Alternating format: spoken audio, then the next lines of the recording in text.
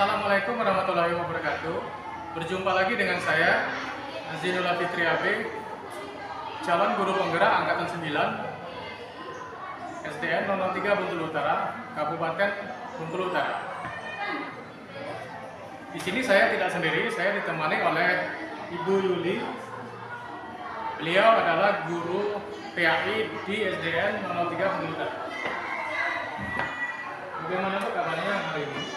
Alhamdulillah Pak Zri, sehat. Sehat Ibu. Alhamdulillah. Baik Ibu, hari ini kita akan mengadakan observasi.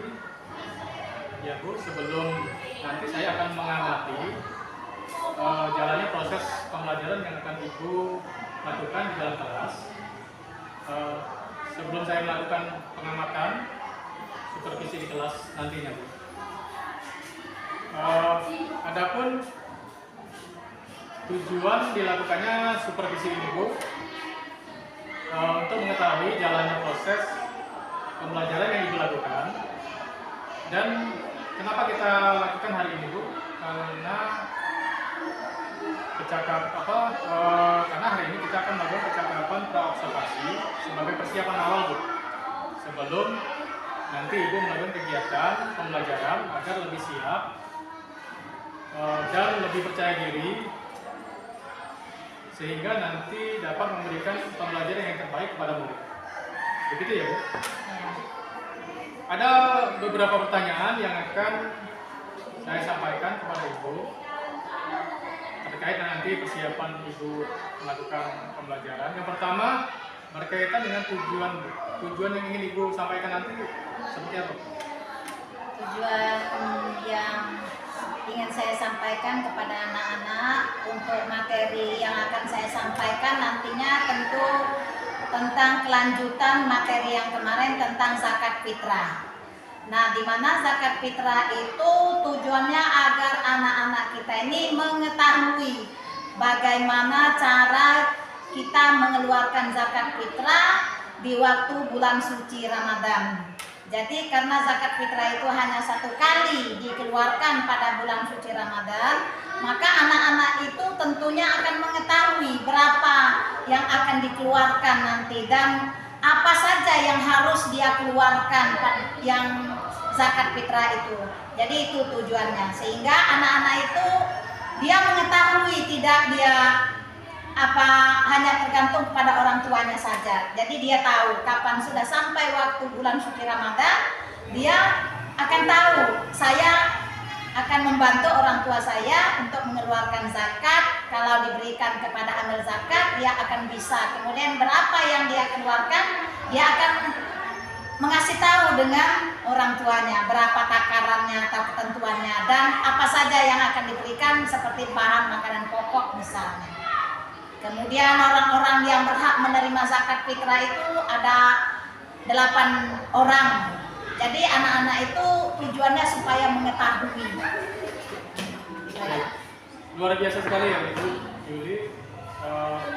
Kalau dapat saya simpulkan, tujuan dari pembelajaran virtual hari ini adalah bagaimana anak itu nanti mengetahui apa-apa atau syarat-syarat apa yang harus dikeluarkan untuk membayar zakat, dan juga untuk membersihkan diri ya Bu ya.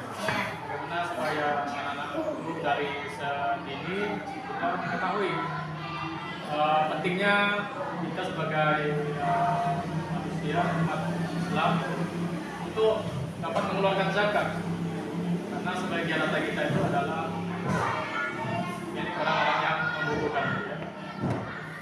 Baik, kira-kira nanti strategi yang digunakan apa? Maksudnya metode yang akan digunakan dalam Ibu nanti memberikan pembelajaran. Karena yang minggu kemarin itu sudah sistem diskusi. Nah, kemudian sistemnya sudah sistem tanya jawab, maka yang akan saya lakukan pada pembelajaran yang kita rencanakan ini akan ada tatap muka secara ceramah saja, karena sistem diskusi kemarin sudah dilaksanakan, sistem tanya jawab pun sudah dilaksanakan, maka akan sistem ceramah dan sekali-kali akan sistem tanya jawab. anak-anak itu sejauh mana yang sudah dia dapatkan pada materi yang sudah dijelaskan beberapa minggu sebelumnya. Baik. Terima kasih Bu Yuli atas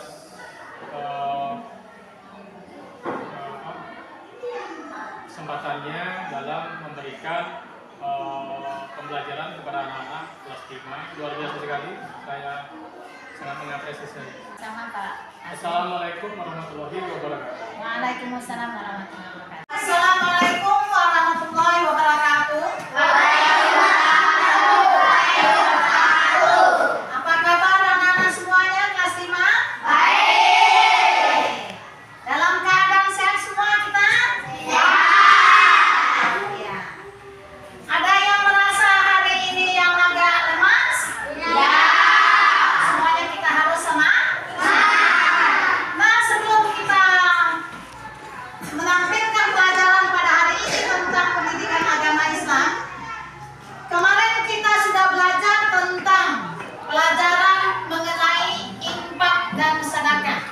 Siapa yang masih ingat tentang apa itu zakat? Atau apa itu infak?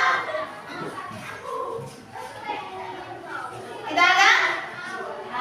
Nah, kalau tidak ada, kalian harus mengulangi pelajaran yang sudah lewat. Bahwa yang namanya zakat itu adalah membersihkan daripada jiwa kita pribadi atau membersihkan diri kita sendiri. Karena di dalam harta kita itu terdapat hak orang lain. Jadi pengertian zakat itu adalah membersihkan jiwa diri kita, nafsi, jiwa diri sendiri. Itu namanya zakat. Kemudian ketentuan zakat itu kalau memakai kilogram dia ada 2,5 kilogram per orang di dalam keluarga kita. Kalau memakai liter adalah 3,5 liter.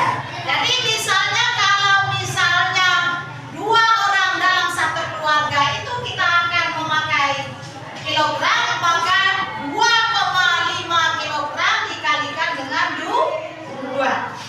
Kalau memakai liter berarti 3,5 dikalikan dengan 3,5 liter dikalikan dengan 2. Itulah yang harus kita keluarkan. Kemudian di dalam zakat fitrah ini, kapan kita mengeluarkan zakat itu? Boleh pada awal bulan Ramadan dan terakhir yaitu pada waktu sebelum takbir imlek, yaitu sebelum sholat Idul Fitri. Paham kira-kira anak-anak?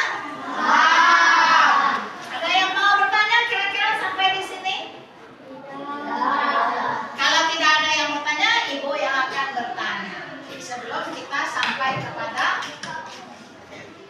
yang pelajaran selanjutnya. Nah, kalau yang kita keluarkan tadi, berapa ukuran yang harus kita keluarkan, Forest? Yang kalau memakai kilogram berapa?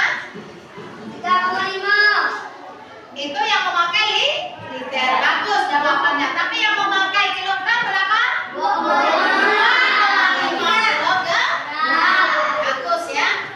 Jadi kalau yang namanya zakat itu yang kita keluarkan berupa makanan pokok, yaitu berupa makanan pokok, yaitu kalau kita Indonesia ini beras. Bagaimana Bu kalau tidak ada beras? Maka boleh diganti dengan uang dengan seharga beras yang sudah ditetapkan oleh daerah itu sendiri atau pemerintah daerah itu sendiri.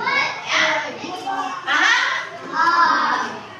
Sekarang kita lanjutkan materi kita kepada orang-orang yang berhak menerima zakat fitrah. Siapa saja orang yang tergolong mustahik akan menerima zakat fitrah itu? Yang pertama adalah orang yang fakir. Yang kedua adalah orang yang miskin. Kemudian yang ketiga adalah orang yang mu'allaf. Kemudian ibnu sabil, kemudian orang yang amil berhak menerima zakat fitrah. Ya. Ada lagi yang bisa kalian sebutkan? Siapa lagi yang bisa menyebutkan yang orang yang berhak menerima zakat itu? Selain yang ibu sebutkan tadi. Selain yang ibu sebutkan tadi. Siapa lagi? Orang yang dalam perjalanan, yaitu Ibnu Sabil. Orang yang berhutang. Kemudian masih ada lagi? Masih ada lagi? Sekarang ibu tanya, apa arti mu'alaf? Mu'alaf itu apa? Mu'alaf apa artinya, Abbas? Mu'alaf itu artinya orang yang baru masuk Islam, yang tadi dia beragama non-Islam, kemudian dia masuk Islam. Kalau amil zakat itu apa artinya amil zakat? Yang sering berdiam diri di dalam masjid, yaitu menerima, yaitu misalnya beras, uang yang dibawa oleh warga itu ke masjid untuk diberikan zakatnya. Jadi yang penerima daripada yang di masjid itu apa namanya? Apa namanya? Amil zakat. Amil zakat itu berarti orang yang mengurusi tentang yaitu penerimaan zakat fitrah. Ya? Paham? Ya.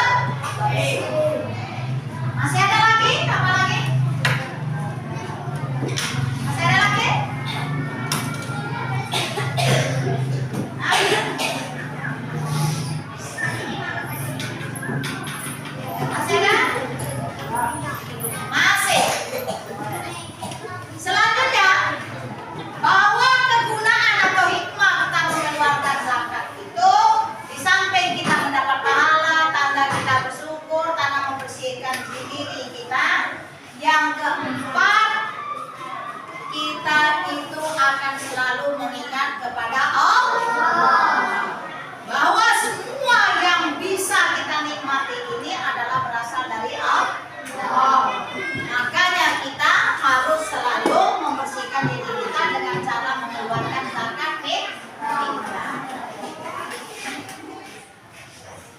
Jadi ada yang mau ditanyakan sampai di sini?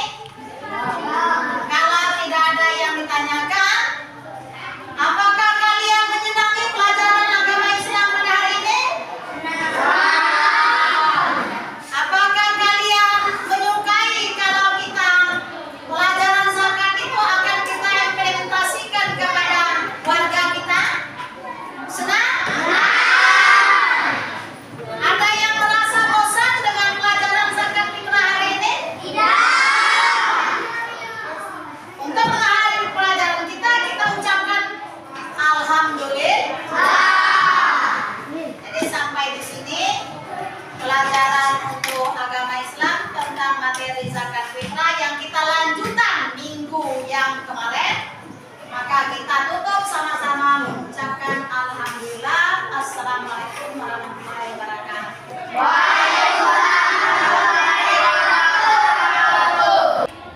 Baik Ibu, tadi Ibu sudah melakukan kegiatan pembelajaran di kelas. Setelah Ibu tadi mengajar di kelas dan sudah saya amati, kira-kira refleksi apa yang bisa Ibu simpulkan setelah melakukan pembelajaran hari ini tadi? Yang bisa saya simpulkan dari materi tentang zakat fitrah itu yang pertama Pak Azim, bahwa anak-anak harus selalu ingat bahwa yang namanya kita itu selalu bersyukur kepada Allah. Apa yang kita nikmat itu adalah milik Allah. Jadi itulah kegunaannya, bahwa zakat itu artinya membersihkan jiwa pribadi kita masing-masing. Jadi supaya kita lebih bersyukur kepada Allah. Selalu kita mengingat daripada apa yang telah diberikan oleh Allah kepada kita. Selanjutnya, setelah melakukan pembelajaran tadi, anak-anak bagaimana menurut Ibu? Apakah sudah dapat memahami apa yang sudah ini atau masih tingkatannya apakah sesuai dengan apa yang sudah Ibu inginkan capaiannya? Yang pertama, kalau saya lihat tadi, sebagian sudah bisa mencerna, bisa lebih memahami, karena dilihat dari kita tanya jawab tadi, ada yang sudah memahami dan sebagian lagi masih bisa kita ajari lagi. Ya. Terima kasih Bu Yuli atas kesempatan yang sudah diberikan kepada saya. Mudah-mudahan nanti ke depan kita akan sama-sama memberikan pendidikan yang terbaik untuk sekolah kita di SDN 03 Bedugul. Selanjutnya saya permisi. Assalamualaikum warahmatullahi wabarakatuh. Waalaikumsalam warahmatullahi wabarakatuh.